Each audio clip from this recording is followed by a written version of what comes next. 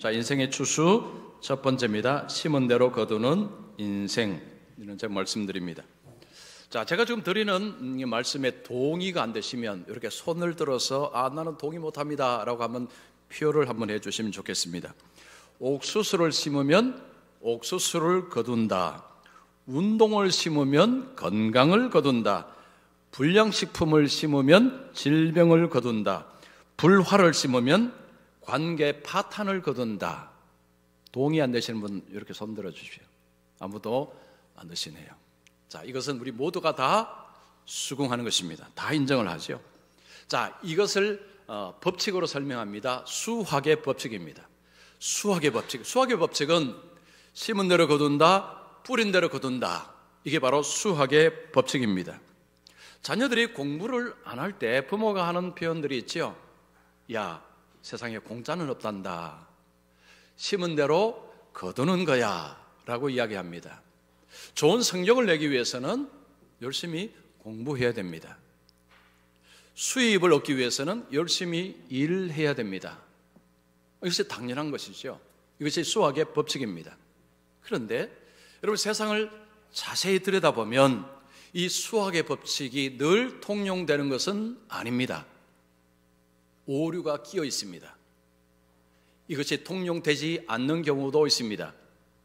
열심히 공부를 했는데 좋은 성적을 못 얻는 경우도 있습니다. 열심히 일을 했는데 원하는 수입을 얻지 못할 수도 있습니다. 콩을 심었는데 콩을 수확하지 못하는 경우도 있습니다. 왜 이런 일이 일어날까요? 변수가 있기 때문입니다. 여러분, 세상에는 변수가 존재합니다. 어떤 변수일까요? 열심히 공부를 했는데 시험 당일날 몸이 아픕니다. 시험을 제대로 치지 못했습니다. 성적을 제대로 얻지 못한 것입니다. 열심히 일했습니다. 나라 경제가 갑자기 나빠졌습니다. 원하는 수입을 얻지 못합니다. 콩을 심었습니다. 홍수가 나서 다 썰어가 버렸습니다. 콩을 얻지 못한 것입니다. 이런 변수가 이 땅에는 종종 일어납니다. 자, 그런데 오늘 본문에서 바울은 수학의 법칙을 이야기하는데 여기는 변수나 예외나 오류가 없다는 것을 이야기합니다. 여러분, 7절 하반절을 보십시오. 사람이 무엇으로 심든지 그대로 거두리라. 자, 바울이 이야기를 하면서 여기는 오류, 예외, 변수 이런 것을 이야기하지 않습니다. 완벽하게 적용된다는 이야기입니다. 자, 그러면 우리가 이런 질문이 들죠. 아니, 도대체 어디에 이 수학의 법칙이 완벽하게 통용이 되느냐? 그런 영역이 어디 있느냐라는 의문이 생깁니다. 자, 오늘 제가 이 말씀을 좀 드리고자 합니다. 여러분, 말씀을 집중해 잘 들으셨어요?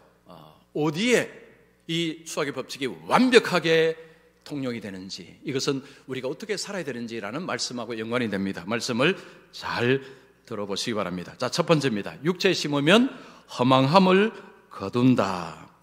자, 바울은 먼저 이 육체에 심는 것에 대해서 말씀합니다. 18절 보시면 8절에 자기 육체를 위하여 심는 자는 육체로부터 썩어질 것을 거두고, 육체를 위해서 심는다. 이 표현은 육체 안에 심는다, 육체라는 밭에 심는다 라는 표현입니다. 더 쉽게 말하면 육체에 심는 것입니다. 육체에 심는다, 이게 또 무슨 말일까요? 육체 어떻게 심습니까? 자, 이 육체가 무엇입니까? 이 육체는 지금 우리의 이 몸이 아닙니다. 이 육체는 죄된 본성입니다. 타락한 본성을 일컬어서 육신이라고 표현을 하는 것입니다. 그러면 육체에 심는다는 것은 뭘 의미할까요? 죄된 본성이 좋아하는 것을 행하는 것을 말합니다. 타락한 본성이 좋아하는 것을 심는 것을 말합니다. 여러분, 타락한 본성이 뭘 좋아할까요? 바울은 갈라디아서 앞장에 5장 19절 21절에서 타락한 본성이 좋아하는 것 우리에게 소개합니다. 우리 같이 읽습니다. 시작. 육체의 일은 분명하니 곧 음행과 더러운 것과 호색과 우상숭배와 주술과 원수를 맺는 것과 분쟁과 시기와 분냄과 당짓는 것과 분열과 이단과 투기와 술취함과 방탕함과 또 그와 같은 것들이라. 자, 15가지인데 이것은 죄된 본성이 좋아하는 것들입니다. 4가지로 정리하면 첫 번째는 성적인 죄입니다. 음행, 더러운 것, 호색입니다. 두 번째는 종교적인 죄입니다. 우상 숭배, 추술. 세 번째는 불화의 죄입니다. 원수 맺고 분쟁, 시기, 분냄, 당짓는 것과 불리함, 이단, 투기. 네 번째는 무절제 죄입니다. 술 취함과 방탕함입니다.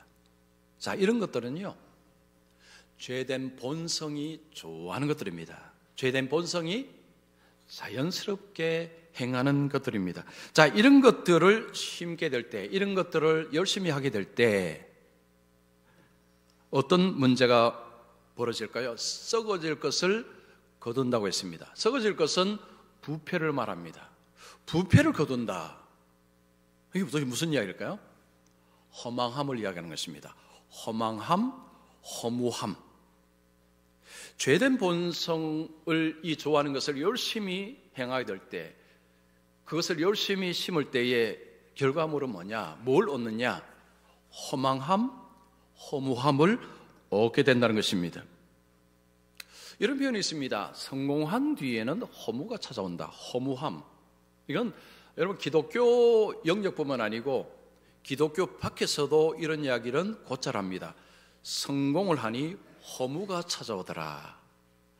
내가 원하는 돈을 벌고 내가 원하는 자리에 오르고 내가 원하는 명예를 얻고 나니 그 다음에 허무함이 찾아오더라는 이야기를 합니다.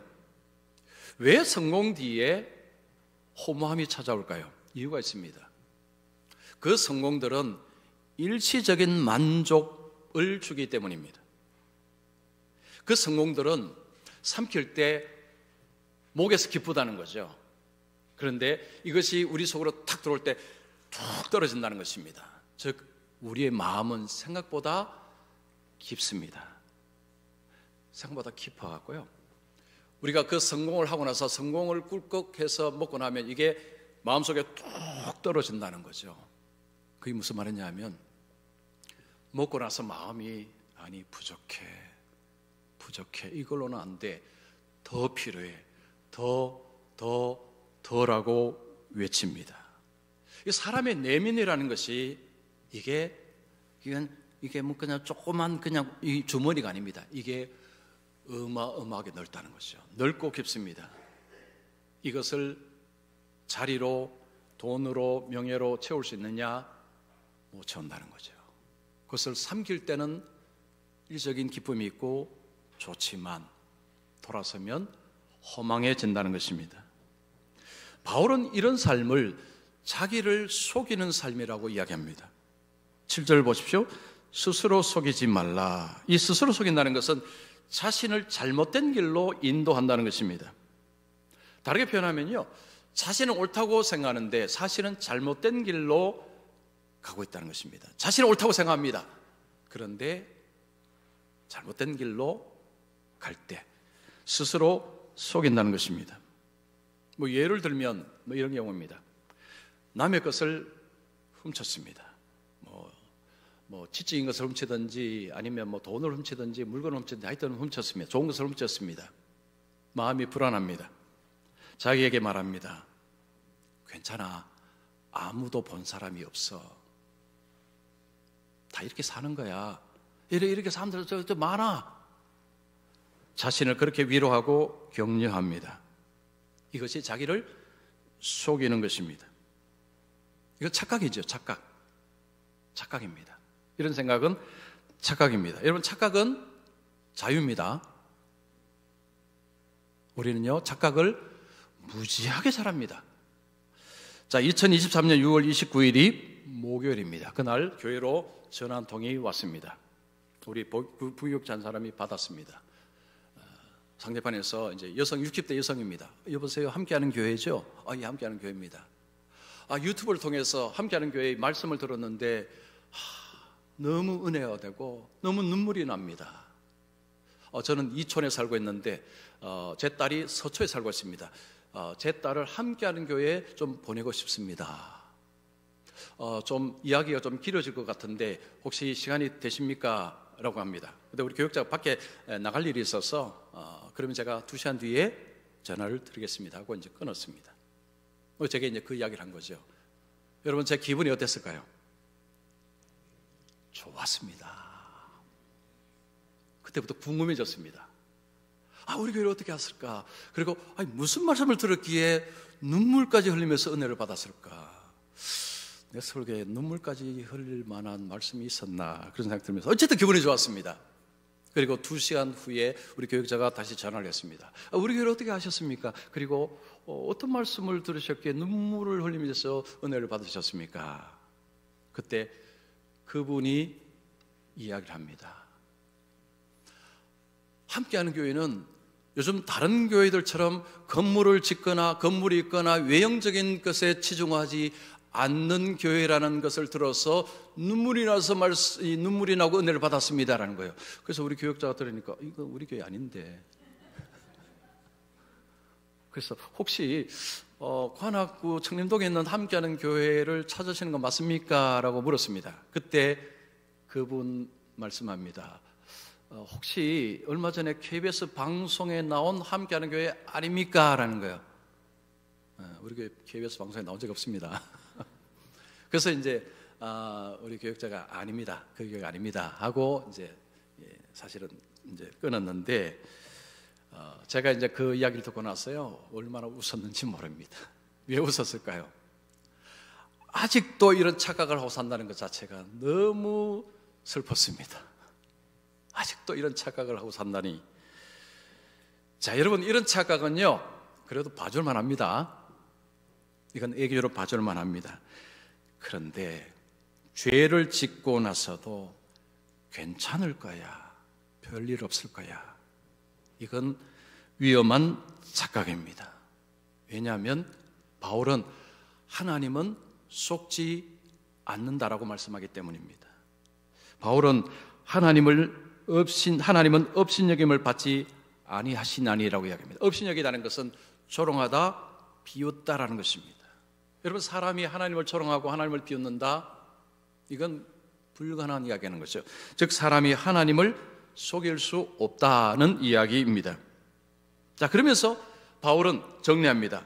사람이 무엇을 심든지 그대로 거두리라. 자, 그러면요 바울이 이 수학의 법칙이 완벽하게 통용되는 것이 도대체 어디란 말입니까? 하나님 안에, 하나님의 뜻 가운데서, 하나님의 말씀 가운데서는 이게 완벽하게 통용이 된다는 것입니다. 왜 그럴까요? 하나님은 모든 것을 주권적으로 통치하시기 때문입니다. 거기에는 변수가 없습니다. 예외가 없습니다. 오류가 없습니다. 그래서 심은 대로 거둔다라고 확실하게 이야기를 하는 것입니다. 여러분, 우리의 삶을 한번 돌아보시면 여러분, 우리는 하나님 안에서 심은 대로 거둔다라는 이 수학의 법칙을 정말로 우리는 확실하게 믿고 살고 있을까요? 여러분, 어떻습니까? 하나님이 미워하시는 죄를 짓고 나서도 아니야, 괜찮을 거야, 하나님 좀 눈 감아 주실 거야 라고 생각해 보신 적이 없었습니까? 그런데 하나님이 기뻐하시는 선을 행하려고 하면 이거 한다고 해서 뭐 좋은 일이 있겠어? 혹시 그런 생각 해 보시지 않으셨습니까? 죄를 짓는 데는 굉장히 빠른데 선을 행하는 데는 굉장히 느린 우리의 모습을 보게 됩니다.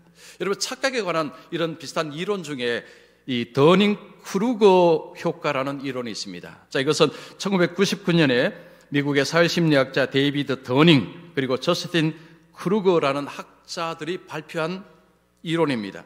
이 더닝크루거 효과라는 것은 이게 이제 착각에 관한 것인데요.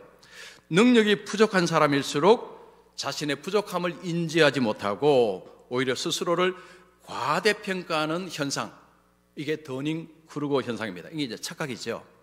예를 들면 이런 것입니다. 기타를 처음 배웁니다. 한 일주일 배우고 나니까 이런 생각이 드는 거죠. 별것 아니네. 조금 하면 이 기타 이제 내가 잘 칠 수 있겠다라고 생각하는 거죠. 이게 더닝크루거 현상입니다. 처음에 할 때는요 기초적인 부분을 하기 때문에 별로 어렵지 않습니다. 그런데 기초가 이제 중급, 고급으로 올라가면 그때부터 복잡해지고 어려워지는 것이죠. 자, 그때 되면 아이고 내가 잘못 알았구나라고 생각을 하게 됩니다. 이 더닝크루거 효과, 이 모습을 보이는 사람들에게 두 가지 공통된 모습이 있다고 합니다. 첫 번째는 자기의 무지를 깨닫지 못하고 있다는 것입니다. 두 번째는 그래서 자기를 실제보다 더 유능하다고 생각을 한다고 합니다. 그래서 착각을 잘한다고 합니다. 자, 이 이론을 지금 오늘 말씀에 적용하면 육체에 심는 자는 자기를 속인다고 했습니다. 왜 그럴까요? 두 가지 문제가 있습니다. 자신의 죄인됨을 잘 인정하지 못합니다. 인식하지 못합니다. 두 번째는 자신을 훨씬 더 의롭다고 생각합니다. 이 두 가지 생각으로 육체에 심으면서도 좋은 일이 있을 거야, 잘 될 거야 라고 자기를 열심히 속인다는 것입니다. 자, 오늘 바울은 이야기합니다. 육체에 심으면 허망함을 거둔다. 지금 성경의 이야기입니다. 자, 두 번째, 성령께 심으면 영생을 거둔다. 자, 바울은 이제 육체에 심는 것 그리고 영생에 심는 것을 이야기합니다. 8절 중반절 보시면 성령을 위하여 심는 자는 성령으로부터 영생을 거두리라. 자, 성령을 위하여 심는다는 것은 성령 안에 심는 것입니다. 성령의 밭에 심는 것입니다. 더 쉽게 말하면 성령께 심는 것입니다. 자, 그러면 성령께 심는다는 것이 도대체 무슨 말이냐? 성령을 따라 사는 삶, 성령의 인도함을 받는 삶을 이야기하는 것입니다. 여러분, 성령을 따라 사는 사람에게 나타나는 현상이 뭘까요? 하나님을 기쁘시게 하는 삶을 살아갑니다. 많은 분들이 성령하면 방언, 치유 이런 은사를 많이 생각합니다. 또 어떤 사람은요, 에너지, 힘, 능력 또 이걸 생각합니다. 그 옛날에 제가 어릴 때 이 부흥회를 저는 강제로 많이 이제 참여하게 됐습니다. 아버지가 목사기 때문에 가고 싶어 간 게 아니고요, 그냥 가야 되기 때문에 갔습니다. 그때 많이 한 건 뭐냐면 성령 받으라, 성령 받으라. 근데 그게 무슨 말인지 아십니까? 능력 받으라, 능력 받으라, 그 이야기입니다. 성령을 받는 것은 곧 능력을 받는 것입니다. 여러분, 성경은 그렇게 이야기하지 않습니다.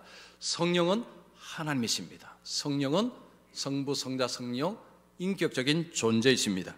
자, 성령을 따라 산다는 것, 이것은 하나님을 기쁘시게 하는 것입니다. 그런데 오늘 본문에서 바울은 선을 행하는 것을 이야기합니다. 자, 선을 행하는 것하고 하나님을 기쁘시게 하는 것은 같은 의미입니다.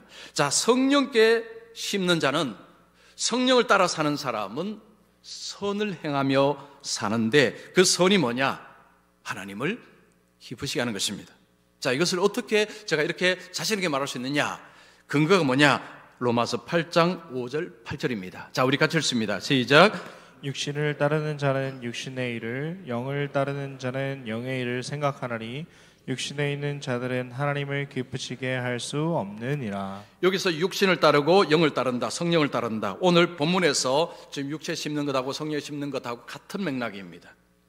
자, 같은 맥락인데 육신에 있는 자들은 하나님을 기쁘시게 할 수 없다라고 이야기합니다. 그러면 이게 뭘 이야기하죠?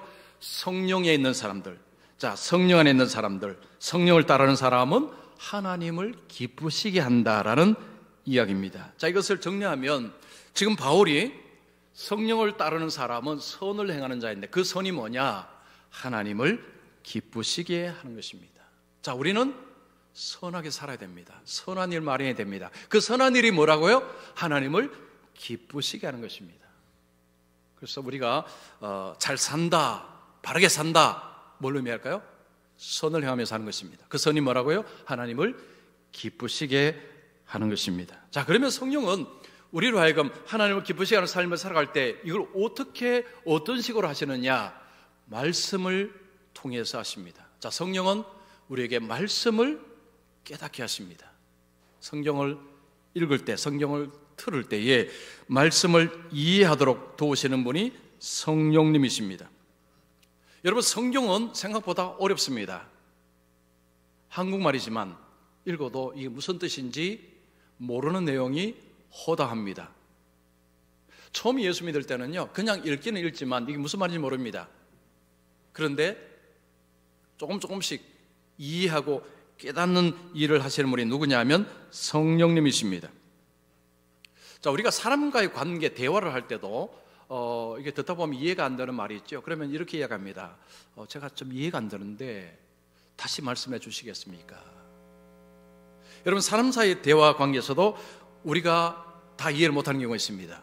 하물며 여러분, 하나님의 말씀을 들을 때마다 금방금방 다 이해가 된다는 것은 말도 안 되는 소리죠. 성경은 하나님의 말씀입니다. 사람이 어찌 하나님의 말씀을 온전히 깨달을 수 있겠습니까? 근데 깨닫도록 누가 일하신다고요? 성령님이 일하신다는 것입니다. 자, 성령님은 우리에게 말씀을 깨닫게 하여 주셔서 우리로 하여금 이렇게 하면 하나님을 기쁘시게 하는구나 라는 것을 우리에게 알려주십니다. 자, 이런 이야기를 들으면 또 이런 질문이 생깁니다. 성경이 그렇게 방대한데, 성경에는 수많은 말씀이 있는데, 그리고 그 말씀은 우리가 다 지키는 거 불가능하지 않습니까? 도대체 뭘 어떻게 해야 됩니까? 라는 이런 질문을 또 우리는 가집니다. 감사하게도 예수님이 하나님의 법을 딱 두 가지로 정리를 해주셨죠. 자, 우리 마태복음 22장 37절 39절 같이 읽습니다. 시작. 예수께서 이르시되 내 마음을 다하고 목숨을 다하고 뜻을 다하여 주 너의 하나님을 사랑하라. 내 이웃을 내 자신같이 사랑하라. 자, 예수님께서 하나님의 말씀을 두 가지로 요약을 하셨습니다. 그래서 모든 하나님의 말씀은 여기에 다 들어오는 것입니다. 그래서 내가 무슨 말씀을 지켜야 되지 할 때 이거죠. 하나님을 사랑하고 이웃 사랑하는 이 원리로 따라 살게 되면 모든 법을 다 지킨다라고 하셨습니다. 하나님을 기쁘시게 한다, 선한 삶을 산다. 핵심이 뭐냐? 하나님 사랑, 이웃 사랑입니다. 그래서 우리가 내가 좀 제대로 믿고 있는지, 아니면 내가 하나님을 기쁘시게 하고 있는지라는 것을 뭘 물어보면 됩니까? 내가 하나님을 사랑하느냐, 그리고 사람을 사랑하는지 자신에게 물어보면 됩니다. 다르게 질문하면요, 성령께 심는지 육신에 심는지 뭘 보면 알 수 있을까요? 내가 하나님을 기쁘시게 하고 있는지, 즉 하나님을 사랑하고 이웃을 사랑하는 삶을 살고 있는지, 요거 물어보면 육신에 심는지 성령이 심는지가 금방 답이 나옵니다. 자, 그런데 여기서 지금 바울이 말하는 선을 행하는 삶이 생각보다 쉽지가 않습니다. 한두 번은 누구나 할 수 있습니다. 지속적으로 하는 것은 어렵습니다. 왜 어려울까요? 이유가 뭘까요? 간단합니다. 이유는 하는데 즉각적인 결과가 없기 때문입니다. 즉, 우리가 주님을 위해서 막 이렇게 선한 일을 하면 뭔가 좋은 것이 금방금방 이렇게 나와야 되는데, 오히려 손해보고 오히려 욕까지 먹습니다. 상처받는 일도 벌어집니다. 그러면 어떻게 하죠? 포기를 해버립니다. 나는 안 해, 나 못해 라고 하는 것입니다. 지금 바울은 그 이야기합니다. 9절 보시면 우리가 선을 행하되 낙심하지 말지니. 왜 낙심한다고요?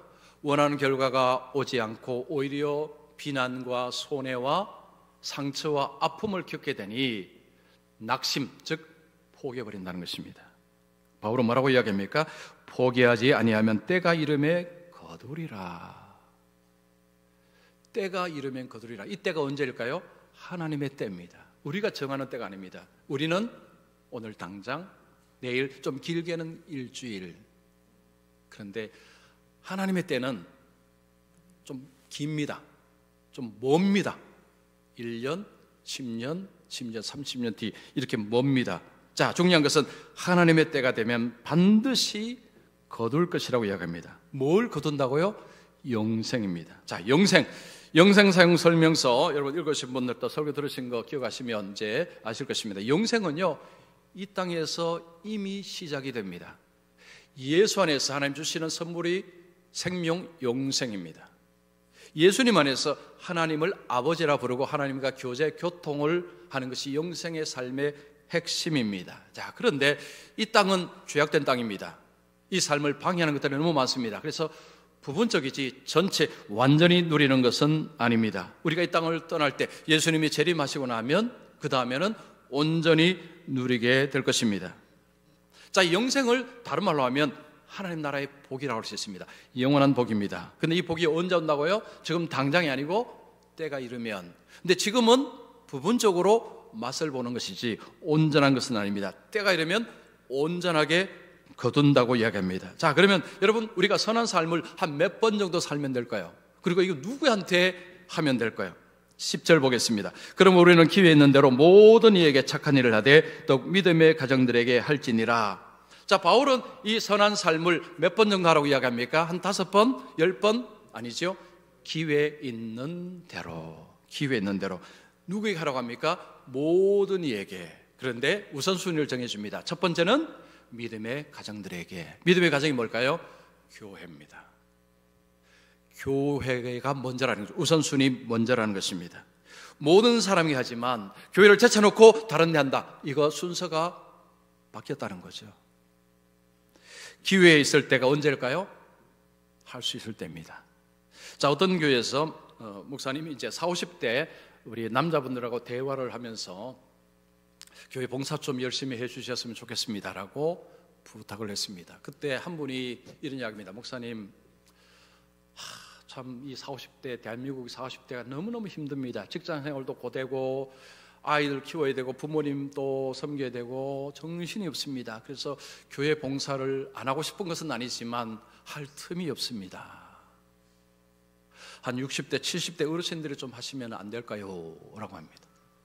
목사님이 뭐라고 하셨을까요? 여러분께서 60대, 70대 돼 보십시오. 몸이 마음대로 말을 듣지 않을 수 있을 것입니다. 자, 이 이야기는요, 기회라는 것이 뭔가를 이야기해 주는 것입니다. 여러분, 기회가 뭡니까? 내 몸이 기능할 때, 움직일 수 있을 때, 이것이 기회입니다. 기회는요, 어느 특정한 시점을 이야기하는 것이 아닙니다. everyday, 일상을 이야기하는 것입니다. 여러분, 벌써 10개월 지났습니다. 저는 달력을 볼 때마다요, 오늘이 며칠인지를 저는 잘 모르겠습니다. 하도 빨리 가고. 그리고 우리 교회 달력이 이게 3달 있지 않습니까? 이게 헷갈려요. 정말 그렇습니다. 너무 빨리 지나가니까요. 그래서 2달 남았으면 2달. 왜 제가 이런 말씀 드렸냐면요, 하다가 1년 가고요, 하다가 10년 가고요, 하다가 눕습니다. 이게 우리의 인생입니다. 기회는 기다리시면 안 됩니다. 기회는 내가 만들어서 쓰는 것입니다. 현재 오늘은요, 여러분, 거두는 날이 아닙니다. 심는 날입니다. 많은 분들이 오늘 현재 자꾸 거두려고 합니다. 어제 내가 뿌린 거 오늘 좀 거뒀으면 좋겠다. 여러분, 그것은 정말 오해입니다. 우리의 일상은요, 심는 날입니다. 거두는 날이 아닙니다. 우리가 하나님을 위해서 봉사하고 헌금하고 예배하는 것 전부 심는 것입니다. 자, 하나님께서 우리에게 좋은 것을 주시는 것은 거두는 것이 아니고요, 더 잘 심으라고 주시는 것입니다. 여러분, 농부가 결실이 없으면 그 다음에 심을 수가 없습니다. 결실이 많을 때 많이 심을 수 있습니다. 종자를 많이 준비할 수 있습니다. 똑같습니다. 여러분, 건강 주셨죠? 환경도 주셨죠? 시간도 주셨죠? 힘도 주셨죠? 왜 주셨을까요? 심으라고 주신 것입니다. 여러분, 이거 거둔 게 아닙니다. 거두면요, 거두었으니까요, 됐다 하고 접어버립니다. 그러나 심는다고 생각하면 여러분 생각이 바뀝니다. 하나님이 더 심으라고 주시는구나. 여러분, 더 심으셔야 됩니다. 여러분, 지난 한 주간 삶을 한번 돌아보십시오. 하나님 주신 시간과 돈과 그런 지식과 건강을 가지고 어디에 많이 심으셨습니까? 육체에 많이 심으셨습니까? 성령께 많이 심으셨습니까? 먹고 살기 바빠서 하나님 생각을 좀 안 하려고 한 건 아니지만 혹시 이런 생각이 드십니까? 그러면 하나님은 내 알았다, 그래 너 그렇지, 내가 봐줄게. 그런 거 없습니다. 하나님은 속지 아니하시는 분이십니다. 아침에 일어나실 때 오늘 내가 하나님께 기쁨을 드리기 위해서 오늘은 내가 어떻게 살아야 될까?